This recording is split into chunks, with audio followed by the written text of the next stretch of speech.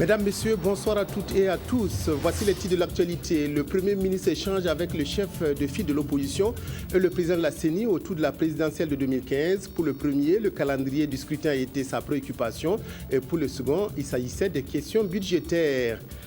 Deux activités majeures discutées à Ouagadougou par 12 pays africains pour améliorer la résilience des populations face aux effets néfastes des changements climatiques. Il s'agit notamment de la conférence du programme Sahel et Afrique en appui à l'initiative de la Grande Muraille. Le torchon brûle entre le Rwanda et l'Afrique du Sud suite à l'assassinat d'opposants rwandais sur le sol sud-africain. Pretoria et Kigali n'ont pas enterré la hache de guerre après l'expulsion réciproque des diplomates des deux pays. Carnet d'audience du Premier ministre tout d'abord donc. Le chef de file de l'opposition et le président de la Commission électorale nationale indépendante, CENI, ont eu aujourd'hui des discussions avec le chef du gouvernement. Maître Barthélémy Kéré a discuté des dispositions budgétaires pour le démarrage effectif des préparatifs de la présidentielle de 2015. Quant à Zéphirin Diabré, il a évoqué avec Béon Luc Adolphe Thiaw le calendrier du scrutin. Synthèse de ces deux audiences avec Bouma Ernest Nebié. À l'issue de cette audience, le président de la CENI a confié aux journalistes que des dispositions budgétaires ont été prises pour un démarrage effectif des opérations pour l'élection présidentielle de 2015. Le chef du gouvernement m'a dit que certes, il y a un retard qui a été constaté, mais il m'a donné l'assurance que toutes les dispositions sont prises, les inscriptions budgétaires ont été faites et que la CENI peut aller en avant dans l'exécution de son chronogramme. Il m'a donc souhaité que vraiment les dispositions soient prises pour qu'on commence le plus tôt possible l'activité de recensement. Au niveau de la CENI, nous réjouissons de cette situation-là. Nous allons immédiatement entrer en relation avec la classe politique et la société civile pour leur communiquer cette information et évidemment procéder à quelques réaménagements pour effectivement démarrer les activités vraiment le plus tôt possible. Nous pensons que dans les environs de 5-6 milliards, je pense qu'on peut effectivement procéder au recensement et par la suite on va envisager effectivement les opérations électorales. La visite du chef de file de l'opposition politique burkinabé au chef du gouvernement est aussi relative à la présidentielle de 2015. Il veut s'enquérir de l'état de déroulement du calendrier électoral. En droite ligne de la visite que nous avons rendue à la CENI, nous étions venus nous enquérir de l'état d'avancement du calendrier électoral et nous assurer que les choses se passeront donc comme prévu. La deuxième question importante liée au calendrier électoral a trait à la participation des Burkinabés de l'étranger au processus électoral. Nous voulons nous assurer que cette participation qui est très importante se fera en tout cas dans des conditions qui permettent de garantir la transparence, l'équité et la régularité du scrutin. Donc sur toutes ces questions-là, le Premier ministre a dit qu'il a pris bonne note et il nous a donné des assurances que les dispositions idoines seront prises pour que les éventuelles préoccupations qu'on puisse avoir à ce niveau-là soient écartées. D'autre part, le Premier ministre Béon Luc Adolphe Thiaw a successivement reçu ce matin en audience une envoyée spéciale du Premier ministre néo-zélandais et une délégation du Fonds monétaire international FMI. Les échanges avec la délégation du Fonds ont surtout porté sur les relations entre l'institution et le Burkina. Précision, Lazare Pouya. La première a été reçue en audience par Béon Luc Adolphe Thiaw, l'envoyé spécial du Premier ministre de la Nouvelle-Zélande. Sarah Denny dit être venue échanger avec le Premier ministre sur la question du renforcement des relations entre son pays et le Burkina. J'ai pu transmettre les salutations de mon Premier ministre en Nouvelle-Zélande, M. John Key, qui m'a chargé en tant qu'envoyé spécial de venir dans les pays de l'Afrique de l'Ouest pour essayer de développer et approfondir les relations entre la Nouvelle-Zélande et le Burkina Faso et ses voisins. C'est vrai que nous sommes géographiquement assez loin du Burkina Faso, mais nous constatons que c'est très important pour nous, pour la Nouvelle-Zélande, d'être mieux connus ici et aussi de mieux connaître les pays de l'Afrique de l'Ouest. Nous avons besoin de savoir quelles sont vos priorités quelles sont vos préoccupations. Nous suivons le rôle que vous jouez dans les conflits et dans la sécurité régionale et nous sommes très impressionnés par ce que fait le Burkina Faso. Avec la délégation du Fonds monétaire international, les échanges ont porté sur les appréciations de l'institution et les perspectives pour le Burkina. L'audience consistait pour la mission à porter au chef du gouvernement les appréciations du Fonds monétaire sur la mise de ce programme et les perspectives. Et sur ce point, ce qui est ressorti, c'est que le FMI a beaucoup apprécié les efforts qui ont été consentis par notre pays, qui sont traduits par un certain nombre de résultats économiques, notamment au niveau de la croissance, mais aussi surtout au niveau de la mobilisation des ressources intérieures. À ce niveau, on a fait de grands efforts. Également, il est ressorti qu'il faut qu'on travaille davantage parce que l'environnement est de plus en plus difficile et que par conséquent, il faut qu'on puisse maintenir les efforts. Alors, des échanges qui ont suivi cela, la question a tourné sur finalement, qu'est-ce qu'on fait pour qu'il y ait un impact sur les populations. C'est ça qui est le problème principal. On parle de croissance inclusive, croissance accélérée et partagée. Et le Burkina a partagé son expérience en la matière, notamment la dernière mesure sur ce qu'il devait apprendre. Et le Fonds monétaire s'est dit vraiment intéressé. Il nous a encouragé de pousser dans ce sens-là. Et à leur niveau également, ils ont dit que la réflexion est en cours pour qu'effectivement, de plus en plus dans le programme, la question des retombées des plans économiques soit prise en compte. Investir dans l'agriculture, redistribuer les revenus collectés et réfléchir sur comment accompagner les groupes vulnérables sont entre autres stratégies envisagées. Les députés réunis hier en plénière ont autorisé le gouvernement à ratifier 4 conventions. La protection physique des matières nucléaires, la notification rapide et l'assistance en cas d'accident nucléaire et la situation d'urgence radiologique sont les 3 premières conventions. La 4e concerne le commerce des armes. Compte rendu Sylvain Vevamba. La Convention sur la notification rapide d'un accident nucléaire, la Convention sur l'assistance en cas d'accident nucléaire ou de situation d'urgence radiologique, ainsi que l'amendement à la Convention sur la protection physique des matières nucléaires de 1979. La ratification de ces 3 conventions par le Burkina entraîne des bénéfices pour notre pays. La ratification de ces conventions nous permet de profiter, de bénéficier de l'appui technique, de l'assistance scientifique dans tous les domaines des pays membres de l'AIEA. Pour un pays en développement, pour un pays enclavé à moyens limités, la ratification de la convention n'exporte que des bénéfices en matière d'information, en matière d'appui, donc en cas de surveillance d'accidents nucléaires ou de manipulation de matières nucléaires.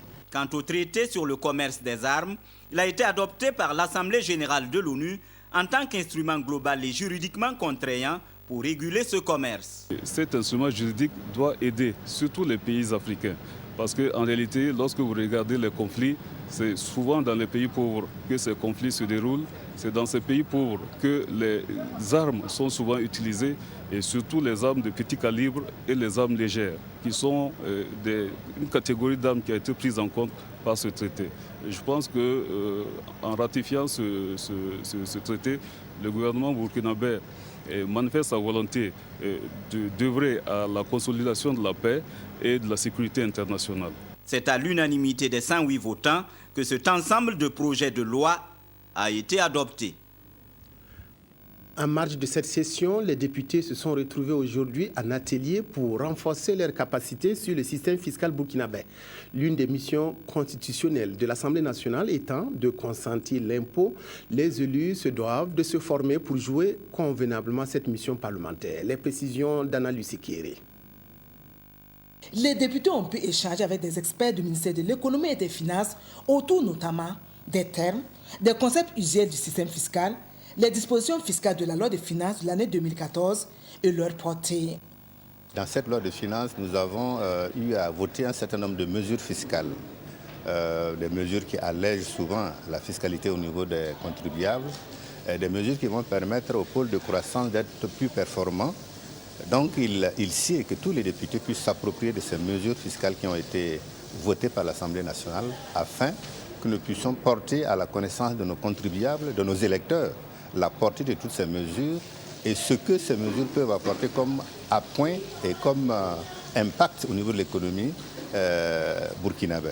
Cette rencontre qui fait suite à l'atelier sur le processus budgétaire tenu en septembre dernier entre dans le cadre du programme d'activité de la CONFIB, la Commission des finances et du budget de l'Assemblée nationale.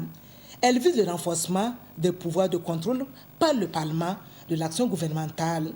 Le président et la vice-présidente de la CONFIB ont tous invité leurs collègues à s'approprier les différents contours de la fiscalité qui constituent l'épine dorsale des ressources budgétaires. Ils se sont également attardés sur l'attention toute particulière que le président de l'Assemblée nationale accorde à l'amélioration continue des compétences des députés, gage d'une production législative efficace et de qualité.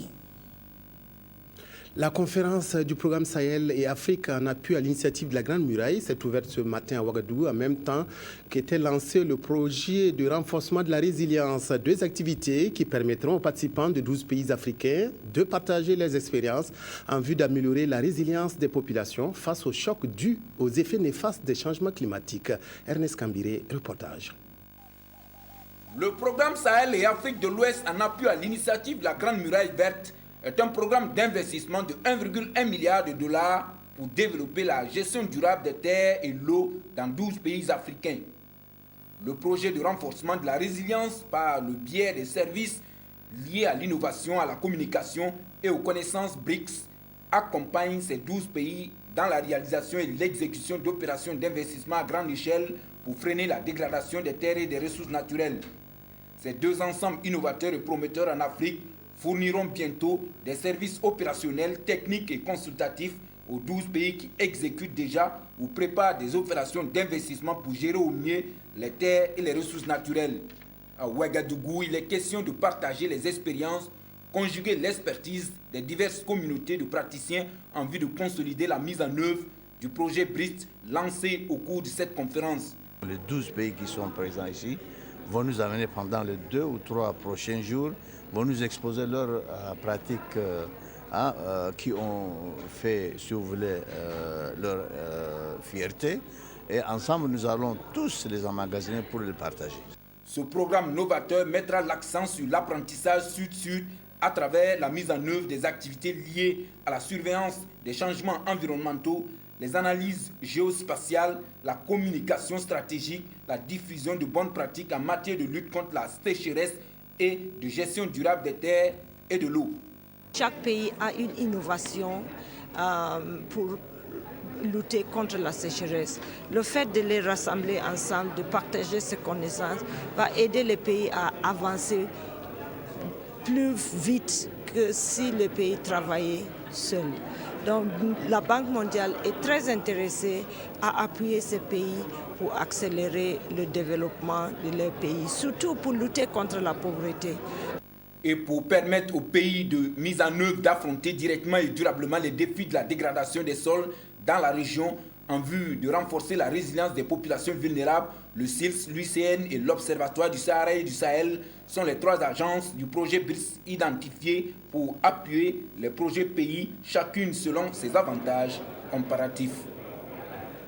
La mise en œuvre du projet de sécurité alimentaire pour les agriculteurs défavorisés, en abrégé KR2, passé au peigne fin par la réunion du comité consultatif qui s'est tenue à Ouagadougou. Ce mercredi a été mis à profit pour échanger sur les critères de choix des bénéficiaires de l'engrais et sur les processus et modalités de distribution des engrais. Éléonore Ouedraogo. Autour d'une même table, les principaux acteurs du projet KR2 échangent sur les points essentiels de la mise en œuvre du projet de sécurité alimentaire pour les agriculteurs à faibles moyens. Des points qui portent sur les conditions de distribution et d'utilisation de l'engrais fourni et l'évaluation de son impact sur la production alimentaire. On va suivre l'état d'avancement de ce projet. Donc j'espère que les engrais fournis vont bien arriver aux paysans plus défavorisés qui vont acheter l'amélioration de leur vie quotidienne. Pour l'année fiscale 2012, le projet octroie des engrais de plus de 1,7 milliard de francs CFA aux petits agriculteurs en vue d'accroître durablement leurs productions agricoles. Le projet KR2 date de plus de 15 ans, mais avec différentes étapes. Donc le dernier projet date de 2006 avec des appuis en engrais, ce qui a permis au gouvernement japonais d'apporter un appui au gouvernement du Burkina Faso. Le projet KR2 devrait permettre l'approvisionnement d'intrants et la mise en place d'un fonds pour soutenir les activités nationales de développement. Autre rencontre bilan, celle du projet Amélioration des services d'eau potable et assainissement dans la région du Sahel. Elle s'est tenue vendredi dernier à Dori. Le projet exécuté par l'ONG Eau Vive et ses partenaires veut permettre un plus grand accès des populations à l'eau potable et à l'assainissement. Vincent Kendrebego, reportage à Dori. Ils sont membres du comité technique de suivi du projet Amélioration des services d'eau potable et d'assainissement dans la région du Sahel. Réuni à Dori, ce comité se penche sur le rapport d'activité de la période 2012-2013 de ce projet et fait sa projection pour 2014. Un projet exécuté par l'ONG Eau Vive avec le soutien de ses partenaires. Le projet d'amélioration des services d'eau potable et d'assainissement dans la région du Sahel qui concerne les deux communes Dori et Tankou-Gounadié est un projet financé par l'Agence française de développement dans le cadre de la coopération bilatérale France-Burkina. Et qui va permettre de mettre en place un certain nombre d'ouvrages hydrauliques dans la commune de Dori pour alimenter la périphérie de la ville. Et pour l'autre commune, qui est la commune de Tankou-Gounadié, il s'agira essentiellement d'améliorer l'accès aux services d'eau par la réalisation d'une AEPS, c'est-à-dire une infrastructure d'approvisionnement en eau potable améliorée qui permette de mettre un château d'eau. Le projet entend contribuer à améliorer l'accès à l'eau potable et à l'assainissement dans la région du Sahel qui a le taux d'accès les plus faibles au plan national. Nous sommes au Sahel et le problème d'eau et d'assainissement se pose avec beaucoup d'acuité. Au terme du projet, les populations de ces deux communes-là disposeront d'infrastructures assez suffisantes pour l'eau potable et également pour l'assainissement. Ça va apporter un changement net des conditions de vie des populations. Là, une population qui gagne en eau potable et en assainissement, c'est une population bien portante. Au total, 925 latrines familiales et 14 bornes fontaines seront construites à Dori et à Tankou-Gounadié. Outre la réalisation d'infrastructures, l'ONG Eau Vive projette d'apporter un appui aux communes bénéficiaires pour une meilleure gestion de ces infrastructures. La course contre la montre est bien lancée par le Burkina pour permettre à la majorité de la population d'avoir accès à l'électricité. Jeudi dernier a été lancée à Safané, dans le Moun, la campagne d'information, d'éducation et de communication sur le projet de renforcement des infrastructures électriques et d'électrification rurale Priélère. Ce projet va porter l'électricité au cœur de 160 localités du Burkina. Nayalagdo, Paul Savadogo. C'est ainsi parti pour l'électrification de 160 localités du Burkina par le projet de renforcement des infrastructures électriques et d'électrification rurale Priéleur. Le projet qui s'appuie sur deux piliers, la diversification de l'économie et l'amélioration des conditions de vie des populations, vise à aider le Burkina à atteindre les objectifs du millénaire pour le développement. D'une manière générale, le taux d'électrification de notre pays est très faible, particulièrement en zone rurale. Donc le projet Priélère va permettre de toucher davantage de clients, davantage de populations en zone rurale. Alors, il y a 160 localités qui seront touchées par le projet Priélère. Il y a d'autres projets qui vont venir faire en sorte que d'ici 2015, nous ayons 600 localités électrifiées au Burkina. L'électricité est pratiquement un bien qui est obligatoire pour les populations. Ça fait partie de l'indice du développement humain. Donc, son importance n'est plus à démontrer. Les écoles, l'administration publique, bref, la commune rurale de Safané sera bientôt éclairée, d'où la satisfaction du maire. On ne pourra pas s'amuser tranquillement. C'est quand on va dire qu'il y a la lumière à Safané que la Sorabelle saura qu'effectivement, Safané, c'est une localité qui peut générer beaucoup de revenus pour les femmes, les enfants, les jeunes. Financé par l'État burkinabé et ses partenaires, le projet a une durée de 23 mois et sera exécuté par l'agence Angélique International Limited. Il n'y a pas trop de difficultés, mais c'est la saison pluvieuse qui arrive. Bon, nous avons fait un planning qui tienne compte de cet état de fait et nous allons faire de telle sorte que nous puissions au moins lever tous les supports avant la saison pluvieuse. Parce que s'il reste à tirer les conducteurs, ça on peut le faire même en saison hivernale, il n'y a pas de problème. Mais globalement, en tout cas, nous pensons que nous tenons le délai. Pour préparer les populations des localités qui seront électrifiées sur les avantages et les inconvénients de l'électricité, le projet a associé à la campagne de communication des séances de sensibilisation sur les IST et le VIH-Sida à travers des causeries et des théâtres forums. L'Institut des sciences et techniques de l'information et de la communication, ISTIC, vit depuis lundi au rythme des soutenances de mémoire de fin d'études d'étudiants du niveau 3, ce qui correspond au cycle A. 39 impétrants vont défendre leur travail pendant 5 jours devant différents jurys. Reportage Sié Sylvestre. À l'image de Sébastien Sanon de la section technique et de Dieudonné Augustin Ninkiema de la section programme, ils sont au total 39 étudiants du cycle A à présenter aux différents jurys les mémoires de fin d'études à l'Institut des sciences et techniques de l'information et de la communication. L'exercice intervient à l'issue de 30 mois de formation. Les soutenances, ça fait partie de la formation telle que nous l'avons pensée. Pour les étudiants, les stagiaires, c'est la fin de leur cursus et d'ici là, ils seront remis acquis de droit pour être employés. Bon nombre de mémoires, ils ont comme sans intérêt. Le journaliste Jérémy Sié Koulibaly, par exemple, a mené une réflexion sur le traitement de l'information fait par la télévision du Burkina. Nous avons répertorié un certain nombre de journaux télévisés pour voir si oui ou non le journal télévisé répondait aux exigences de qualité professionnelle dans le traitement de l'information. Nous sommes arrivés à établir donc que le journal télévisé du Burkina est institutionnel de par ses sources. Nous avons établi également que le message essentiel de l'information n'est pas toujours contenu dans les sujets diffusés. Nous avons fait le constat que la titraille, que les synthés également posent de gros problèmes et que cela altérait la qualité du journal télévisé. Nous avons fait le constat que les gens rédactionnels posait problème parce qu'il y avait une confusion des gens rédactionnels d'un point de vue du traitement de l'information. Pour pallier toutes les insuffisances constatées, il a aussi fait des suggestions contenues dans son mémoire. Roger Bembemba, lui, est technicien. Dans son étude, il s'est intéressé à l'avenir des récepteurs TV analogiques avec l'avènement de la télévision numérique de terre au Burkina. Ces récepteurs fonctionnent sur des bases d'analogique. Donc il faut trouver une solution pour pouvoir faire fonctionner toujours ces mêmes récepteurs. Donc pour cela, la solution, on aboutit sur un décodeur TNT qui va permettre bien sûr de capter ce signal qui vient de l'antenne là et de le reconvertir à un signal analogique pour permettre à ces récepteurs de bien fonctionner. Pour leur étude jugée excellente, chacun des deux candidats a reçu la note de 17 sur 20 et des félicitations des jurys. La presse écrite, la radiodiffusion, les journaux en langue nationale sont également au nombre des sujets qui ont inspiré les conseillers stagiaires des sciences et techniques de l'information et de la communication.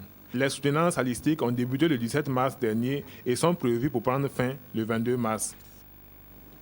Dans certaines écoles, l'aide n'est plus à la soutenance, mais à la sortie de promotion. L'Institut supérieur d'études spatiales et télécommunications, ISESTEL, vient de mettre sur le marché de l'emploi sa deuxième promotion.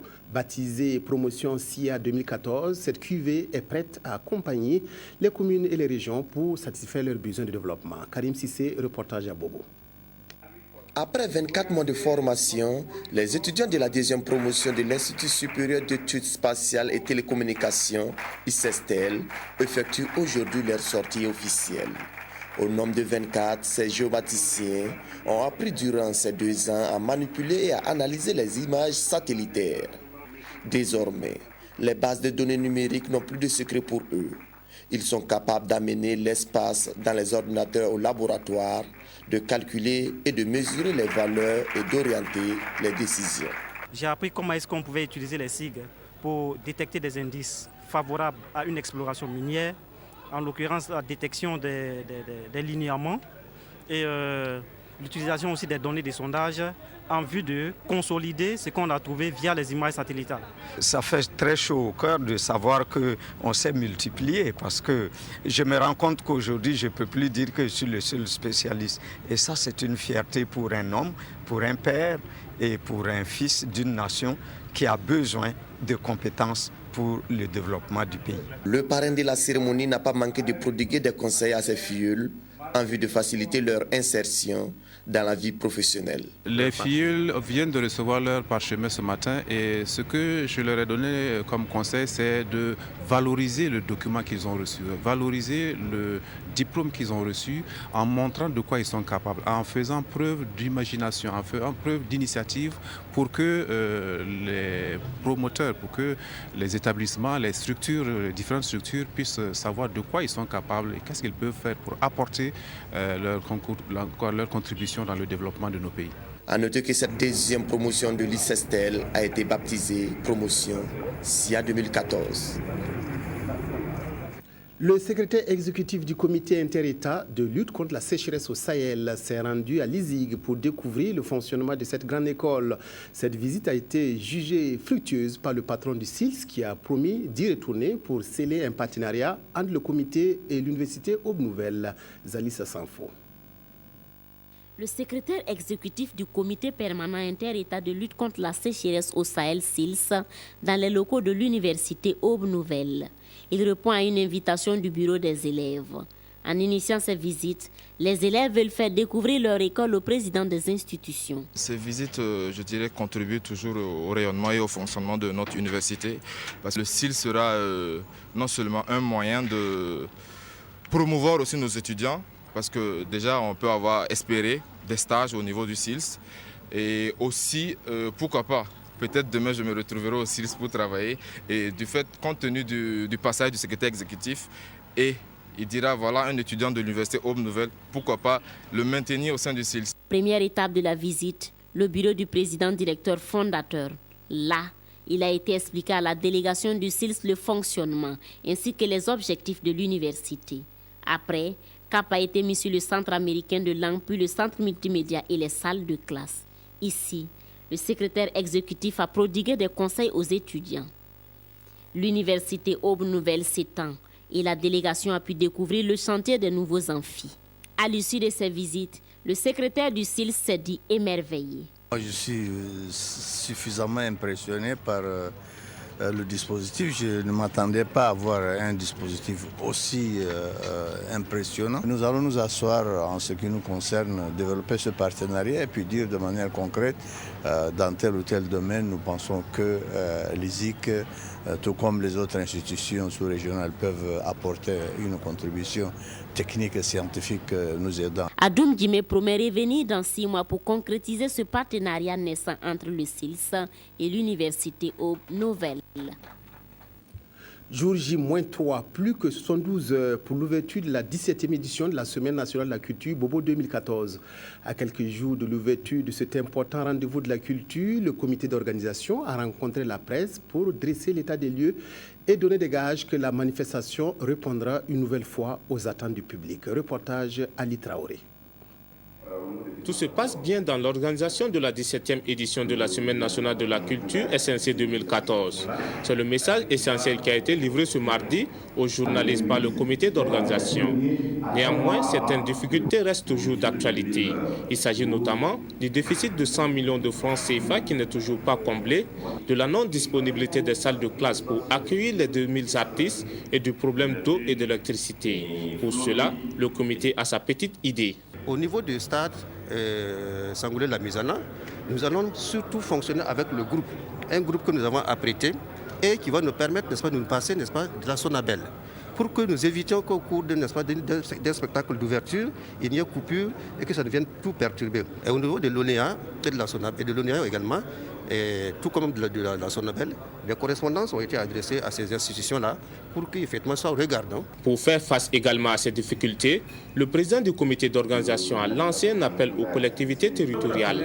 Un appel qui semble déjà trouver un écho favorable car la commune de Bobo-Dioulasso lui a remis la somme de 5 millions de francs CFA. En ce qui concerne le spectacle d'ouverture, c'est l'association Siaben qui a été choisie pour tenir en haleine le public du jour. Cette année, j'ai la responsabilité de chorégraphier un spectacle qui va tout simplement s'intituler Tchatigila, qui veut dire l'hospitalité. Bobo-Dioulasso, sa région, les hauts bassins renferment des riches cultures culturellement très très riche, et je veux vraiment aller puiser dans ce patrimoine-là pour ressortir sur le plan aussi contemporain des choses. Et je prends comme symbole la solule, le poisson solule qui est l'emblème de la ville de Bobo-Dioulasso. Prévu pour se tenir du 22 au 29 mars prochain sous le thème « Promouvoir l'économie de la culture pour une contribution au développement durable », cette biennale de la culture est placée sous le parrainage de Kadri Désiré Ouedraogo, président de la commission de la CEDEAO, et sous le haut patronat du président du FASO. Les troupes retenues pour Bobo-Dioulasso sont certainement en train de faire leurs valises pour rallier la ville de Sia. Bien entendu, les répétitions se sont succédées aux répétitions pour être à la hauteur à Bobo. Rendons-nous dans la boucle du Moun pour nous intéresser aux préparatifs des porte-drapeaux de la région avec Francis Tien.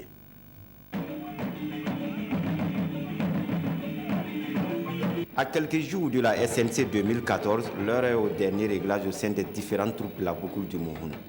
Respectivement 2e et 3e lors de la SNC 2012, les troupes Nikieta et Yiribasso veulent mieux représenter la boucle du Mouhoun à la SNC 2014. Cette année, en tout cas, on compte vraiment remporter le premier prix. Parce qu'en 2012, on a été 2e. Notre souhait est de remporter le premier prix. Afin de mieux promouvoir la culture Boa à la prochaine Biennale de la culture, les membres des deux troupes tentent de parfaire leur pas à travers chorégraphie et occupation scénique depuis quelques semaines. Au jour d'aujourd'hui, je peux dire que je suis satisfait. Même si, comme une équipe, on ne peut pas dire qu'on est prêt à 100%.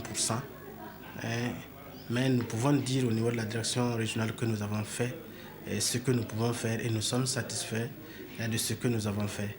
Et nous espérons que les joueurs sur le terrain vont répondre et que les résultats seront au rendez-vous. Au total, 7 troupes représenteront la boucle du Mouhoun dans 3 disciplines, à savoir la danse, la lutte et l'art culinaire. Et à quelques jours de l'événement, les différentes troupes restent confrontées aux mêmes problèmes sur les terrains d'entraînement. Pour le moment, ça se passe bien.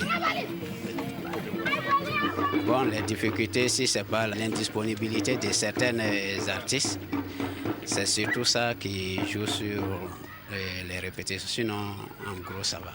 On a un manque de soutien un peu du côté de nos autorités. Sinon, en tout cas, concernant un soutien moral, ça va. Alors, on a des soutiens moral de nos camarades, les autorités, presque la population aussi. Voilà, de ce côté, ça va. Et maintenant, ce qui est du soutien financier, c'est ça le réel problème au niveau de la troupe. Parce qu'il y a des moments où on fait les répétitions, même pour avoir de l'eau à boire, c'est tout un problème. Et donc, de ce côté, c'est les fonds propres de la troupe. Nous, on se débrouille, peut-être souvent les prestations qu'on a eu à faire, c'est en fonction des revenus qu'on arrive à trouver de l'eau à boire. Pour que la boucle du Mouhoun soit mieux représentée à la SNC, les responsables de la culture demandent plus d'accompagnement pour les ambassadeurs de la culture. Créée en 2003, la troupe Nikieta a remporté le premier prix en danse traditionnelle lors de sa première participation à la SNC 2004. Voilà, fin de cette édition. Merci de l'avoir suivi. Excellente soirée à toutes et à tous en compagnie de la RTB.